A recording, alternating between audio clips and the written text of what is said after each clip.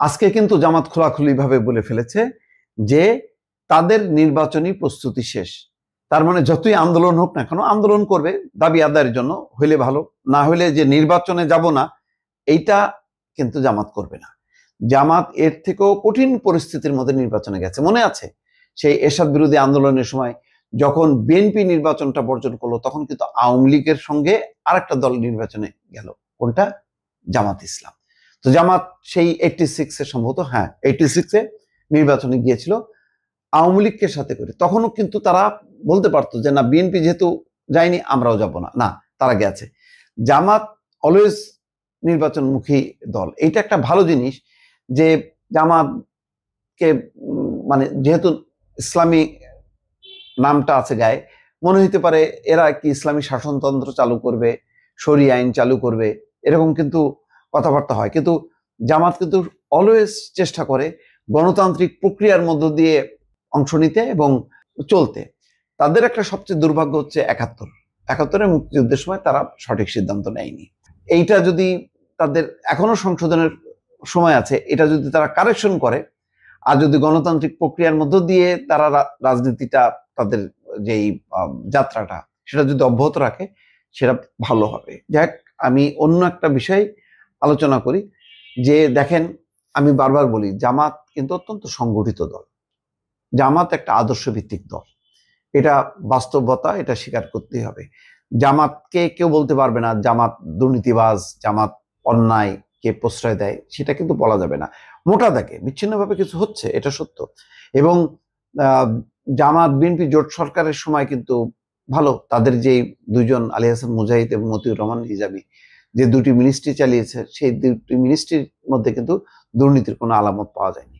ফলে এটা একটা ছোট্ট একটা সিমটম। বড় আকারে যদি তারা ক্ষমতায় আসতে পারে তাহলে হয়তো তারা সত্যিকার অর্থে তাদের কে আরো জাজ করা যাবে। তখন বোঝা যাবে যে আসলে জামাত কতখানি ভালো নাকি মন্দ।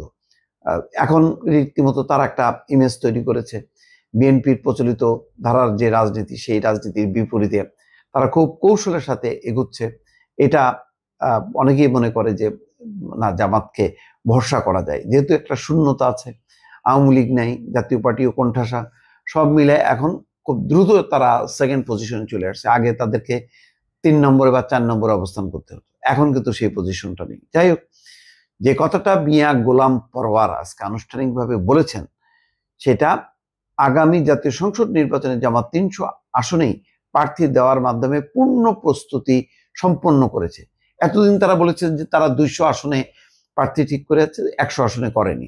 এবং যেটা অনেকে বলেন যে তারা এনসিপি সহ অনেকগুলো রাজনৈতিক দলগুলোর সাথে বৈঠক করেছে, কিন্তু ইসলামী সবগুলো দল আনতে পারেনি, হেফাজতকে তারা আনতে পারেনি।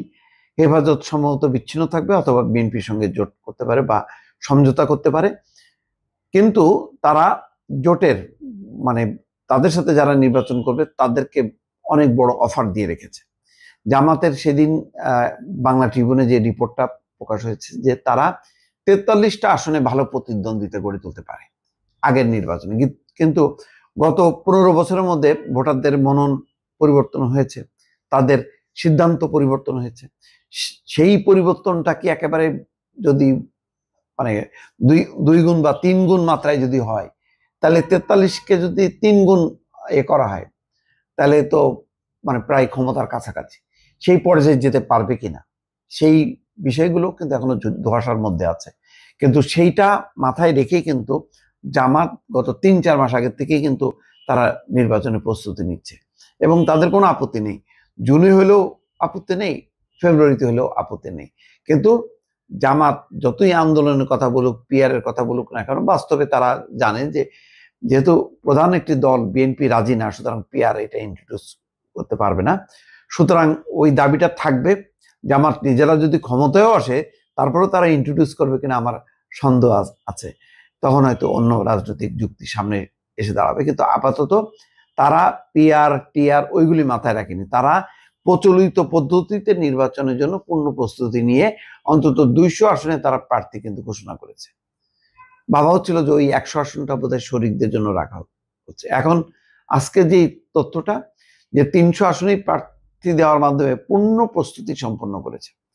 আর আজকে কেবল সালাউদ্দিন আহমেদ বলেছেন তারা প্রাথমিক তালিকা তৈরি করছে, ফলে সেই তুলনায় একটু পিছিয়ে আছে। অবশ্য বিএনপি আর জামাত এক না, বিএনপি একটা বিরাট অর্গানাইজেশন, তার প্রতিটা জায়গায় হচ্ছে 8-10 জন করে প্রার্থী, সেখান থেকে বাছাই করা মানে বলা সহজ, বাস্তবে সেটা প্রয়োগ করা কঠিন। তিনি বলছেন নির্বাচনকে সামনে রেখে সংগঠন যখন যাকে সিদ্ধান্ত দেবে সেই সিদ্ধান্ত মেনে নেওয়ার ব্যাপারে আমাদের মানসিকতা তৈরি থাকতে হবে। আমরা আমাদের ভাইকে জয় করা নাই, আমরা আমাদের আন্দোলনকে বিজয়ী করার জন্য ত্যাগ স্বীকার করতে হবে। মানে জামাত অনেক বেশ ইতিমধ্যে চমক দিয়েছে, তারা বলেছে যে তারা মানে নির্বাচিত হলে তাদের এমপিরা গাড়ি বাড়ির এই সুবিধাগুলো নেবে না।